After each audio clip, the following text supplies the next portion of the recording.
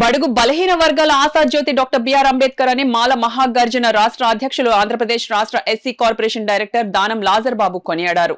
Doctor BR Ambedkar 68వ వర్ధంతి సందర్భంగా పిఠాపురంలో రాధాలపేట వద్ద గల అంబేద్కర్ విగ్రహానికి దానం లాజర్ బాబు పూలమాలలు వేసి ఘనంగా నివాళులు అర్పించారు.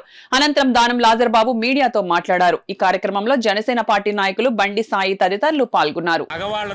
సమాజంలో అందరితో సమానంగా చదువుకుని ఉద్యోగాలు చేసుకుని సమానత్వం కలిగి ఉన్నారంటే దాని యొక్క కీర్తి హిందూ కోడ్ బిల్ పెట్టి మహిళలకు అందరికీ కూడా రక్షణ కల్పించినటువంటి వ్యక్తి ఎవరంటే డాక్టర్ బిఆర్ అంబేద్కర్ గారు.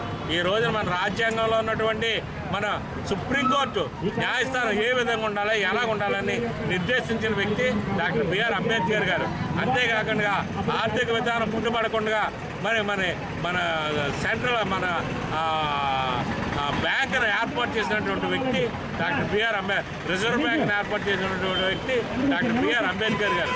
ఈ యొక్క దేశ కార్మిక వ్యవస్థ అన్ని వ్యవస్థల్ని కూడా కార్మిక చట్టాన్ని కూడా రూపొందించిన వ్యక్తి డాక్టర్ బిఆర్ అంబేద్కర్ గారు.